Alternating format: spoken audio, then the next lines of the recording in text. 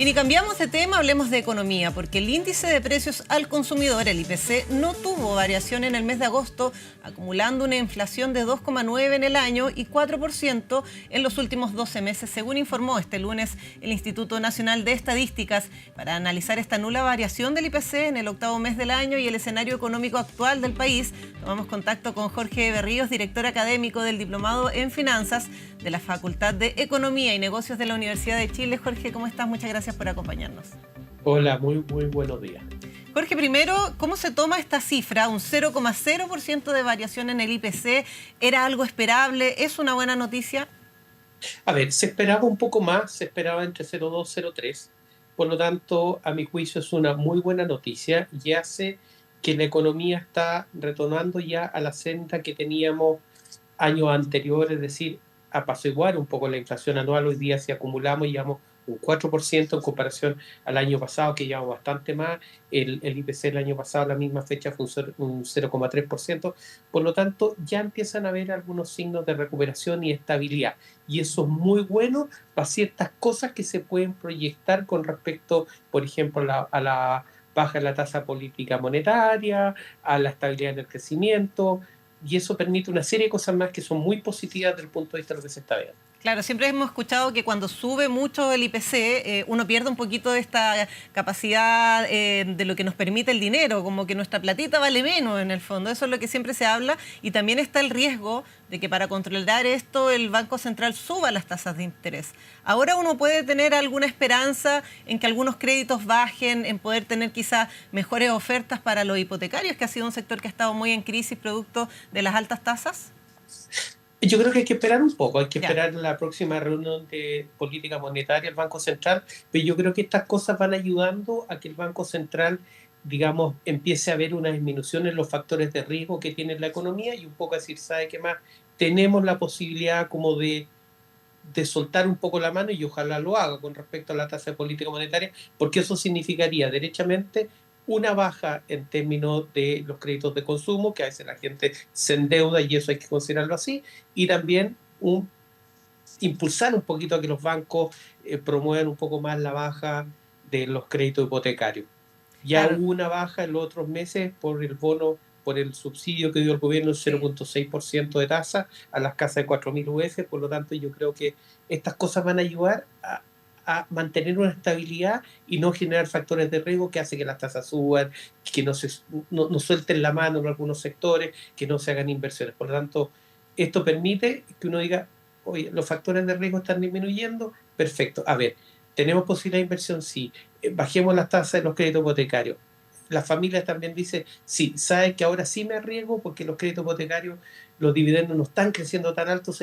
Hay un factor de poco de ganas de impulsar un poco porque los factores de riesgo tienden a estabilizarse hacia la baja. Claro, tomar algo de impulso en la economía cuando el IPC empieza a tener este tipo de cifras más acotadas, cuando se controla la inflación.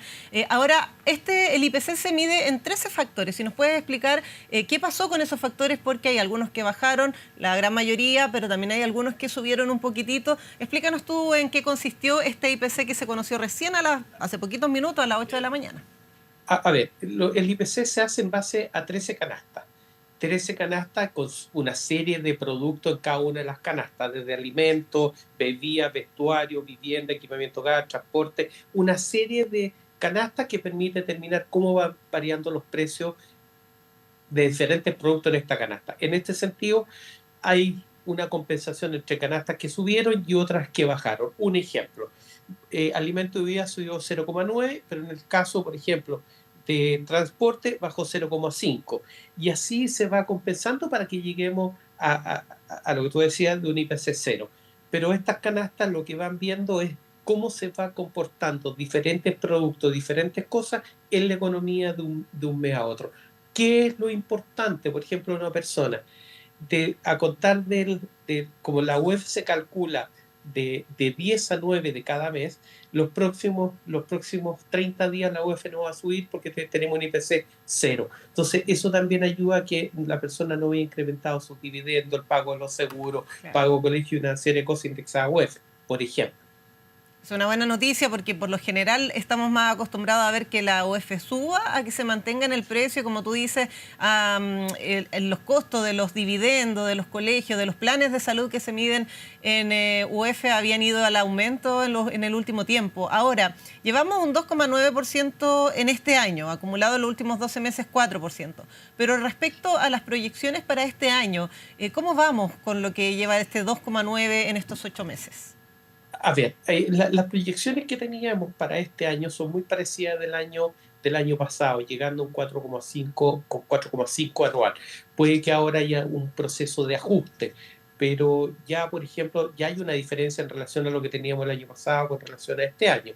Y adicionalmente, tenemos un factor de crecimiento que está más en la cota alta que en la cota baja, que es entre el 2,5 y el 2,75 crecimiento del PIB este año. Se esperaba un crecimiento bastante más bajo y se ha ido, digamos, la curva yendo al punto más alto que al punto más bajo. Por lo tanto, y hay otras cosas que han sido importantes que a lo mejor no se promocionan mucho. Por ejemplo, en la última información de cuentas nacionales fue súper importante, por ejemplo, la inversión en activos de capital. Se notó, por ejemplo, el crecimiento en tema de la construcción. Se notó el crecimiento, por ejemplo, en algunas industrias que estaban tremendamente deprimidas, como comercio, como sobre todo la construcción y todo lo que es la industria manufacturera. Y esas se han tendido en las últimas cuentas nacionales a ser bastante positivas. Por lo tanto, lo que se está generando un escenario que uno va sumando variables como una lista de chequeo. A ver, ¿qué variables están negativas? ¿Qué variables están positivas? Hoy día, si uno IPC positivo, ¿cómo están temas en activos de capital? Positivo. ¿Cómo está la construcción en términos de incentivos? Positivo. ¿Resultó el subsidio a la construcción que dio el gobierno? Sí, resultó. ¿Qué elemento todavía tenemos negativo que genera cierta inestabilidad? El desempleo. Pero si uno hiciera una lista de chequeo, en general vamos bastante bien en comparación a lo que presumíamos que iba a ser un año bastante malo y con falta de crecimiento. Faltan algunos elementos para decir, ya, ahora sí podemos armar fiesta, ahora sí estamos contentos, pero yo creo que en términos de expectativa vamos mucho mejor a todo lo que se prevé.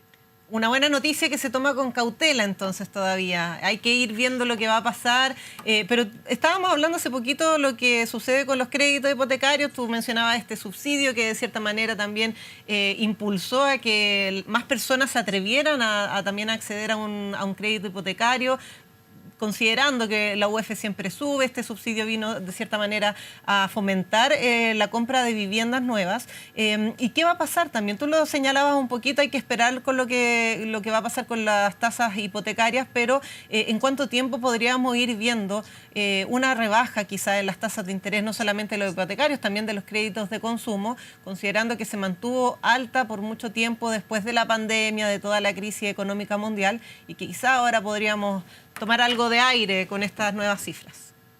A ver, si uno va a las cifras reales, los créditos de consumo en términos de tasa han bajado. Y eso no hay ninguna duda, han bajado. Los créditos hipotecarios, a como están hoy día, también han efectuado una baja sustancial a lo que teníamos.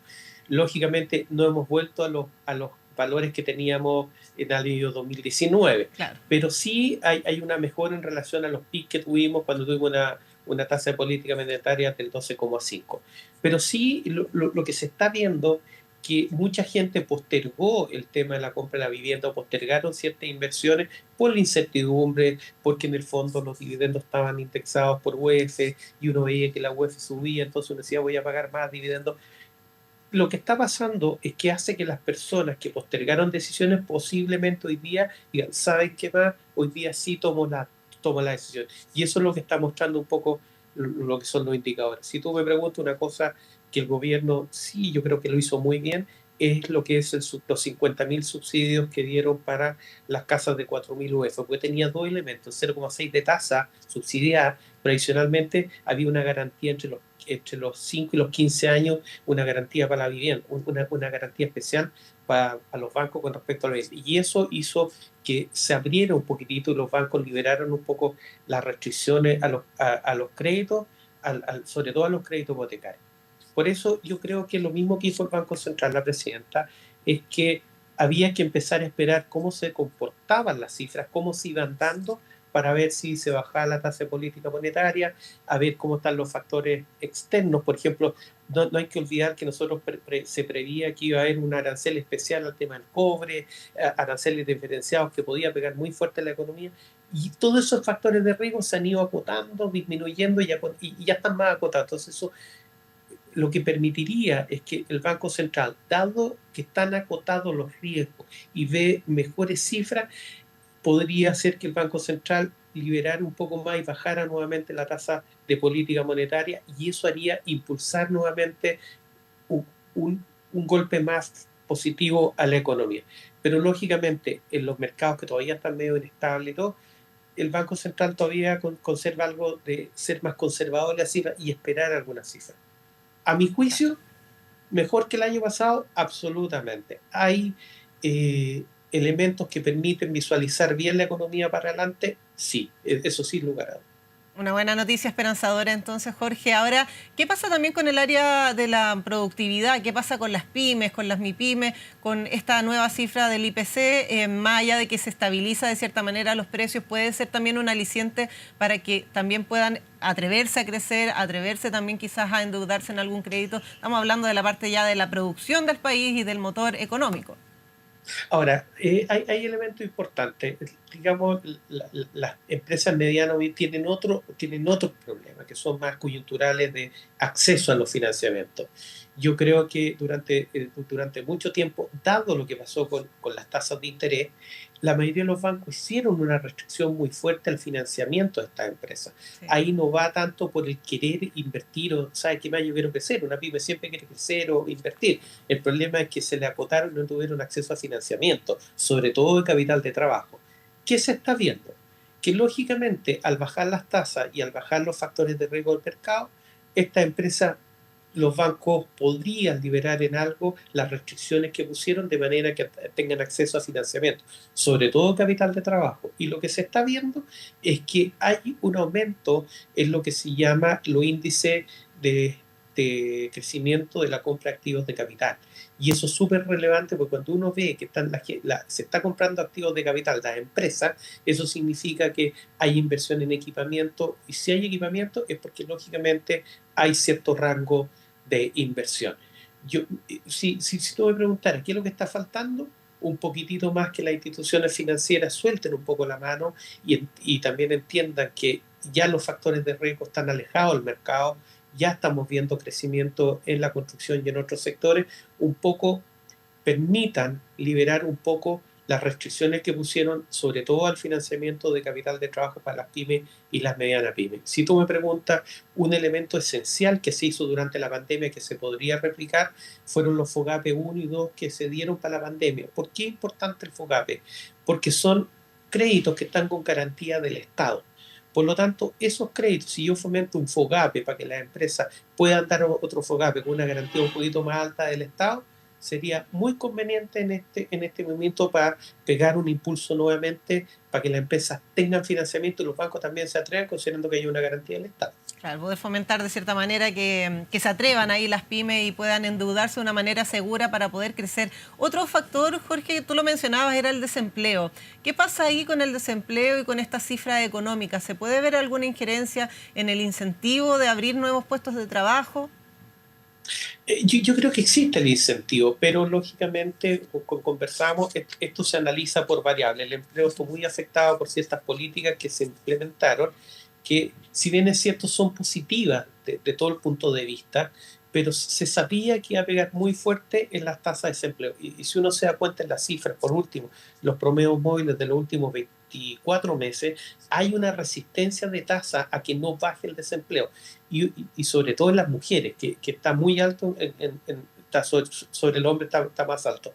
Por lo tanto, es uno de los factores que está negativo, que genera incertidumbre y con lo cual habría que un poco ayudar a, por ejemplo, el incentivo al empleo joven, el subsidio a la contratación de gente, por ejemplo, de mujeres. Hay una serie de elementos que podrían ayudar a fomentar el tema del desempleo, pero el empleo siempre va ligado con la economía.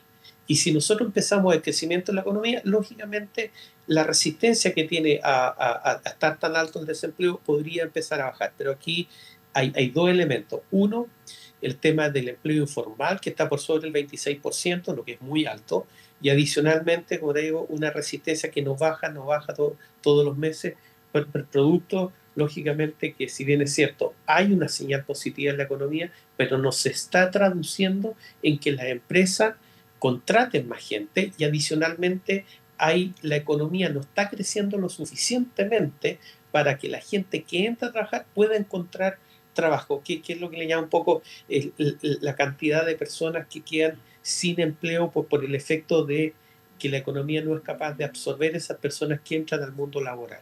Y ese es yo diría, el punto rojo o negativo que tenemos actualmente. Ahí estamos hablando de jóvenes, por ejemplo, que cumplen 18 años, que salen del colegio, nuevos trabajadores que se insertan al mundo laboral, y ahí hay un foco también de preocupación entonces, Jorge, que cuesta abrir espacios para esos nuevos trabajadores. Sí, absolutamente, pero eso se va en todo rango, ¿eh? No solamente estamos hablando de trabajadores jóvenes, estamos hablando de toda la edad etaria. Por ejemplo, la gente por sobre 55 años está demorando sobre 14 meses en encontrar trabajo. Sí. Una persona más joven puede encontrar trabajo en un promedio de 8 meses, pero eso es muy largo. Ahora, el problema es, si yo tengo una economía que está creciendo al 2,5 y una expectativa, supongamos, el 3%, y la masa laboral que está ingresando, la economía no es capaz de absorberla. Y como no absorbe esa masa laboral, la economía no es capaz de crecer para que la gente que entra al mundo laboral pueda conseguir trabajo, se genera que el desempleo se mantenga constante. La capacidad de generación de empleo de la economía no está generando lo suficientemente empleo para absorber la cantidad de gente que entra a trabajar. Claro. Y eso principalmente en mujeres. No va al mismo ritmo del crecimiento del campo laboral, de la cantidad de gente que está dispuesta a insertarse al mundo del trabajo. Ahora, volviendo a estos índices, Jorge, del IPC, estaba viendo algunos puntos llamativos que quizás tú nos puedes explicar por qué algunas cifras bajan y otras suben, como tú nos explicabas. Subió un poquito alimentos, bebidas no alcohólicas, pero también bajaron, por ejemplo, equipamiento y mantención del hogar, transporte también. ¿Qué es lo que baja y qué afecta a que estas cosas bajen? Y, por ejemplo, alimentos y bebidas no alcohólicas haya marcado la diferencia con un leve aumento. A ver, en general las bebidas alcohólicas no alcohólicas, digamos, bajaron, las no alcohólicas. Eso está relacionado con el alimento. De repente hay, por ejemplo, estacional, por ejemplo. Tenemos el tema del precio del petróleo que bajó y eso hace indirectamente que el transporte baje. Tenemos, por ejemplo, un aumento, por ejemplo, en algunas clases de alimentos, por ejemplo, el caso de las carnes que subieron un 2%. La carne vacuno subió un 2,2%. La cecina un 2,5. Hay elementos, componentes que tienen diferentes comportamientos, que tienen comportamientos estacionales o subieron más de la cuenta. Por ejemplo, si uno después viera el IPC del mes de septiembre, lógicamente vamos a ver un incremento en carne, todo lo que tenemos el mes de septiembre, suben algunos productos. Entonces, como te digo, la canasta lo que hace es determinar diferentes alimentos, un componente, y por eso tenemos que a veces hay componentes que suben y bajan, porque tenemos elementos estacionales. Doy un ejemplo. En el IPC del mes de julio tuvimos muy fuerte impacto con el tema de las cuentas de la luz, por ejemplo, y eso afecta no a una de las canastas, sino que a varias. Por lo tanto, cada mes tiene su propia condición respecto a cómo se van comportando los alimentos, si hay una estacionalidad o si tenemos un efecto coyuntural como el tema de los combustibles que bajaron, y eso hace que exista una compensación dentro de las variables IPC para que llegara este mes que llegamos a cero. A 0,0, un IPC positivo. 0,0. 0,0, impresionante, pero muy buena noticia además para la economía y para lo que se viene en los próximos meses. Jorge Berríos, director académico del Diplomado en Finanzas de la Facultad de Economía y Negocios de la Universidad de Chile. Te agradecemos por haber conversado con La Mañana Informativa. No, al contrario, muchas gracias a usted, y yo creo que tenemos cifras positivas como para alegrarnos un poquito y ver que las cosas van mejorando. Eso es lo más importante. Es una buena noticia. Buenos días, que tengas buen lunes. Igualmente.